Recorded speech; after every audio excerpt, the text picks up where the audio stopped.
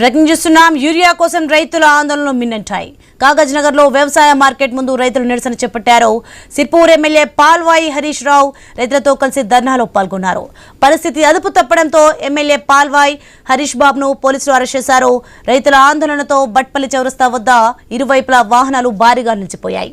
సకాలంలో రైతులకు యూరియా అందడం లేదని పాల్వాయి హరీష్ బాబు ఆగ్రహం వ్యక్తం చేశారు. యూరియా సరఫరాలో రేవంత్ రెడ్డి సర్కార్ విఫలమైందని ఆరోపించారు. యూరియా సక్రమంగా సరఫరా చేసేంత వరకు ఆందోళనలు విరమించేది లేదన్నారు.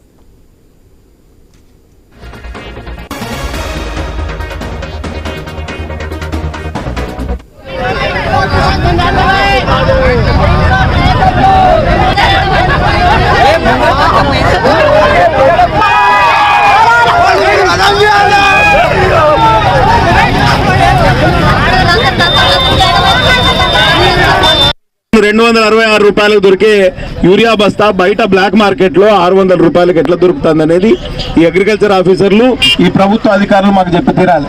కాబట్టి ఈ సంవత్సరం కృత్రిమంగా కొరత సృష్టించి ప్రభుత్వ అధికారులు, సొసైటీ డైరెక్టర్లు, సొసైటీ చైర్మన్లు అందరూ కూడబలుకొని బ్లాక్ మార్కెటింగ్ చేయడంతో సమస్య జటిలమైంది.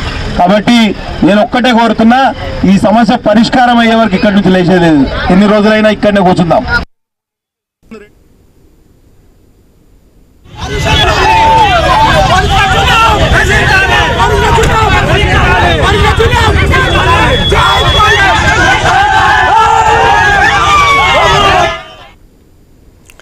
బ్రేకింగ్ చూస్తున్నాం మనం. యూరియా కోసం రైతులు ఆందోళనలు మినంటాయి. కాగజ్ నగర్ లో వ్యవసాయ మార్కెట్ ముందు రైతులు నిరసన చేపట్టారు. రైతుకి ఇది అంశానికి సంబంధించి మరింత సమాచారం అదిలా మంచి శ్రీనివాస్ ఫోన్ లో అందిస్తారు. శ్రీనివాస్, యూరియా కష్టాలు అయితే తప్పడం లేదు. ఇటు సిర్పూర్ ఎమ్మెల్యే పాల్వాయి హరీష్ బాబు, కాస్కోబాద్ నియోజకవర్గ ఎమ్మెల్యే కోవలక్ష్మి కూడా రైతులతో కలిసి వ్యవసాయ సహకార సంఘాల ఎదురునైతే ఆందోళనకైతే దిగారు.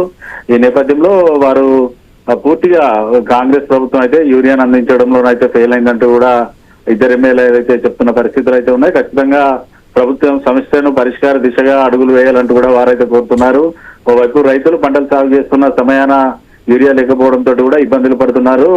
ఇటు 10 రోజులకు పైగా ఇటు వ్యవసాయ సహకార కేంద్రాలకు వస్తూ వెళ్తూ ఉండడం వల్ల రైతులు కూడా పంటలను సాగు చేయలేని పరిస్థితులు ఉన్నాయి. ఖచ్చితంగా రైతుల సరిపడా యూరియా అందించే దిశగా కాంగ్రెస్ ప్రభుత్వం చర్యలు తీసుకోవాలి. లేదంటే కూడా పూర్తిగా రైతుల తరఫున తాము ఉద్యమాలు చేయడానికి కూడా సిద్ధంగా ఉన్నామంటూ కూడా ఎమ్మెల్యేలు అయితే చెప్తున్న సందర్భాలు ఉన్నాయి. సోని, థాంక్యూ శ్రీనివాస్.